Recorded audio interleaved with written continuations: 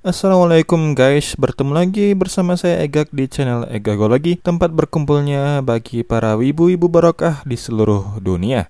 Hari ini kita akan membahas tentang salah satu anime paling fenomenal di dunia industri anime, yaitu Death Note. Oke, tanpa berlama-lama lagi, mari langsung saja kita kupas pembahasannya.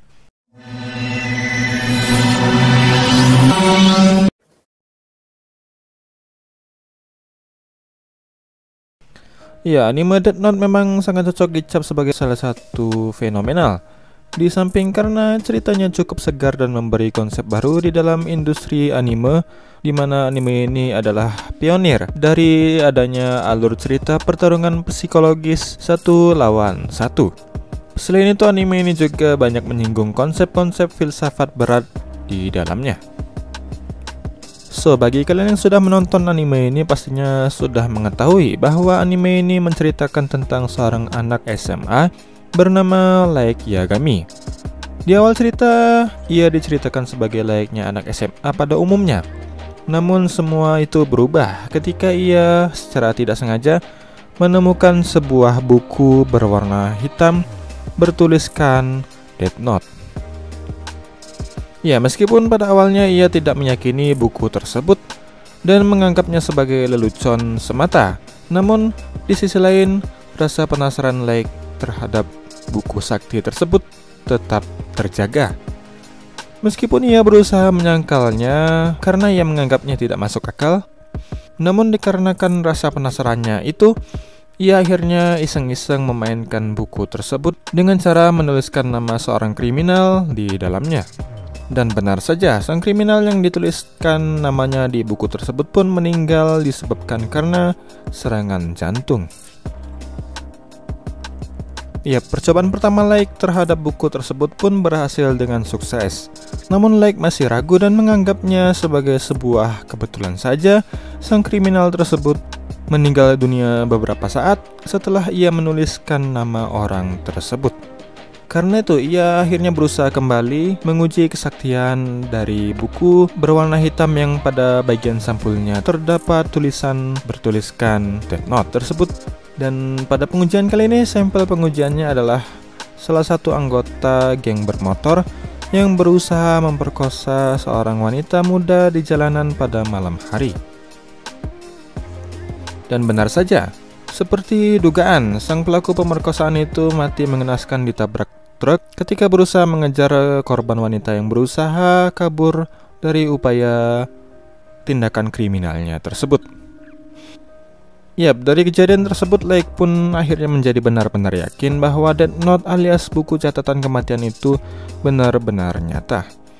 Dan akhirnya ia pun berusaha memanfaatkan buku tersebut untuk mewujudkan idealismenya, yaitu membunuh para pelaku kriminal di negaranya untuk mengatur kembali dunia agar menjadi surga bagi para penghuninya. Ya, pemikiran dari Light Yagami tersebut bisa dikatakan sebuah idealisme yang sangat kuat dan pastinya menggiurkan bagi siapa saja yang mendengarnya, terlebih lagi bagi para siswa-siswa seumuran SMA.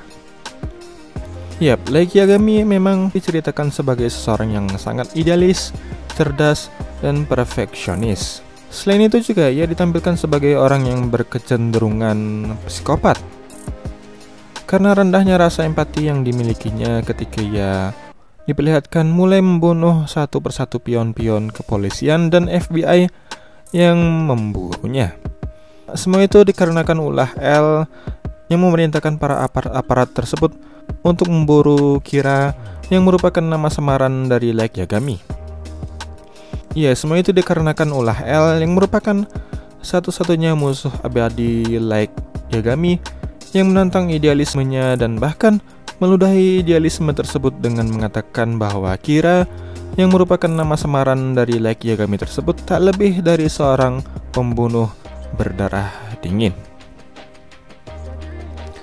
Yap, seperti yang telah saya katakan sebelumnya, Light Yagami memang memiliki pemikiran ideal tentang kehidupan dunia yang menurutnya sangatlah busuk.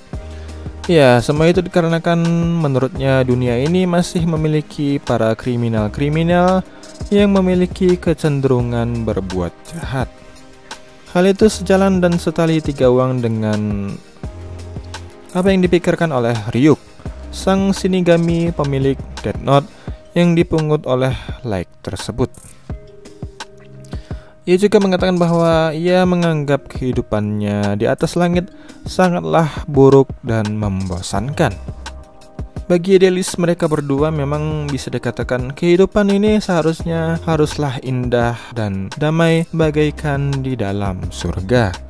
Dan karena Death Note itulah pula Light Yagami yang tadinya hanyalah seorang siswa SMA biasa yang cukup cerdas di kelas berubah menjadi layaknya seorang pahlawan kesiangan, membunuh para pelaku kriminal, dan bahkan lebih dari itu, kini ia menganggap dirinya adalah Tuhan di dunia baru yang mengatur keindahan dunia, tempat para umat manusia tinggal.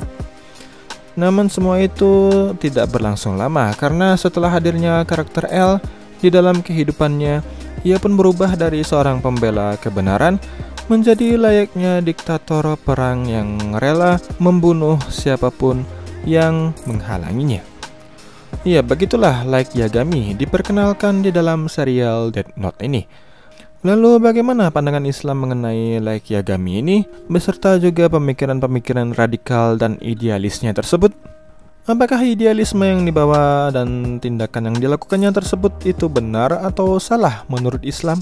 Sebelum kita masuk ke pembahasan inti dari video ini, saya ingin sedikit menjelaskan bahwa sebenarnya jalan pemikiran Light Yagami ini sehingga ia bisa mengatakan bahwa dunia tempat tinggalnya itu telah busuk, dikarenakan pemikiran ini sebenarnya berakar dari ideologi yang mengatakan bahwa Tuhan sudah mati yang dicetuskan oleh seorang filsuf asal Jerman. Selain itu, pemikiran-pemikiran tersebut juga bisa disangkut pautkan dengan salah satu filsafat bernama filsafat deisme yang mengatakan bahwa Tuhan tidak mengurus ciptaannya serta sama sekali tidak terlibat di dalam urusan dunia. Iya, pada intinya Light menganggap dunia ini busuk karena banyaknya para kriminal di dunia adalah karena Tuhan sudah mati, atau mungkin juga ia mengakui bahwa Tuhan itu ada, namun Tuhan tidak mengatur dunia, sehingga karena itulah dia berusaha mengambil peran dan mengklaim dirinya sendiri sebagai Tuhan yang mengatur alam dunia. Suatu pernyataan kesombongan dan kekufuran yang amat nyata. Iya, keyakinan Light tersebut sudah pasti dan sangat jelas bertentangan dengan ajaran Islam. Apa yang dilakukan oleh Light Yagami ini mengingatkan kita tentang kisah Firaun yang mengaku dan mengklaim dirinya sendiri sebagai Tuhan, dan di akhir hidupnya ia akhirnya binasa tenggelam di Laut Merah. Ya, hal ini seperti apa yang dikatakan di dalam salah satu ayat Al-Quran, tepatnya di surat Al-Qasas ayat 38 hingga 42. Dan seperti yang kita ketahui dan mungkin sekedar info saja, bahwa di dalam Islam sendiri konsep ketuhanan adalah kekal abadi, maha kuasa, maha mengatur keadaan, sehingga tidak mungkin Tuhan itu bisa mati, dan tidak mungkin pula Tuhan itu ada tanpa adanya kemampuan yang benar-benar bisa dikatakan sangat wajib pastinya dimiliki oleh zat bernama Tuhan, yaitu kemampuan maha mengatur. Dan mengenai kriminalitas, Islam sendiri memang sama sekali tidak menyetujui tentang perbuatan yang mengarah pada kriminalitas. Bahkan Islam sangat tegas bahwa seseorang yang kriminal akan dihukumi dengan sebuah dosa tergantung perbuatan yang mereka lakukan. Dan semakin besar perbuatan dan semakin memberikan impact yang sangat besar perbuatan kriminal tersebut, maka dosanya juga semakin besar pula, sehingga dosa-dosa tersebut akan dipertanggungjawabkan di akhirat kelak. Ya, mungkin Islam memang setuju dengan istilah Tuhan membiarkan manusia berbuat semaunya. Hal ini dikarenakan manusia adalah makhluk yang sempurna karena memiliki free will alias kehendak bebas yang bebas dijalankan kapanpun. Tidak ada yang berhak mengatur kehendak bebas manusia, karena itu adalah kemampuan spesial yang Allah berikan khusus bagi manusia dan para jin. Tidak seperti malaikat yang tidak memiliki kehendak bebas dan tidak memiliki tubuh fisik, sehingga mereka selalu senantiasa beribadah dan taat kepada Allah, sehingga mereka juga tidak bisa berbuat kejahatan ataupun berbuat kriminal di atas langit. Karena itulah para malaikat tidak bisa membantah semua perintah Allah dan tidak memiliki kehendak bebas mereka sendiri. Dan tidak juga seperti para kaum jin yang hanya memiliki kehendak bebas dan tidak memiliki tubuh fisik sehingga menjadikan mereka tidak sempurna. Manusia itu adalah makhluk yang sempurna karena manusia memiliki tubuh fisik dan kehendak bebas. Karena itulah, jika ada beberapa umat manusia yang membangkang kepada perintah Allah dan membuat kerusakan di muka bumi seperti misalnya berbuat kriminal dan lainnya, jelas itu adalah karena perbuatan manusia itu sendiri. Serta di samping itu juga manusia bisa menentukan mana yang baik dan mana juga yang tidak baik. Karena kemampuan manusia itu sangatlah spesial dan menjadikan mereka sebagai makhluk yang sempurna di muka bumi ini, menjadikan para umat manusia diberi tanggung jawab dan konsekuensi yang lebih besar pula dari kemampuan yang mereka miliki tersebut. Sebagai konsekuensinya Allah menciptakan surga dan neraka di akhirat sebagai tempat pertanggungjawaban apa saja yang telah diperbuat umat manusia dengan segala kemampuan, dan juga apa saja yang telah dilakukan oleh manusia dengan modal yang telah diberikan Allah, yaitu kemampuan kehendak bebas alias free will yang Allah berikan tersebut. Jadi bisa dikatakan menurut Islam, dunia tanpa adanya kriminalitas karena adanya campur tangan Tuhan yang mengaturnya adalah sebuah bentuk pengkhianatan terhadap kemampuan spesial manusia, yaitu kehendak bebas. Dan sebenarnya memang bagi Islam juga dunia bukanlah surga ataupun apapun istilahnya. Karena sebenarnya dunia itu adalah tempatnya semua segala ujian dan cobaan bagi umat manusia hadir di dalam kehidupan. Dunia hanyalah tempat persinggahan sebelum menuju tujuan akhir kita yang sebenarnya, yaitu akhirat. Hal ini sangat jelas seperti yang dikatakan di dalam salah satu ayat Al-Quran, surat Ghafir ayat 39.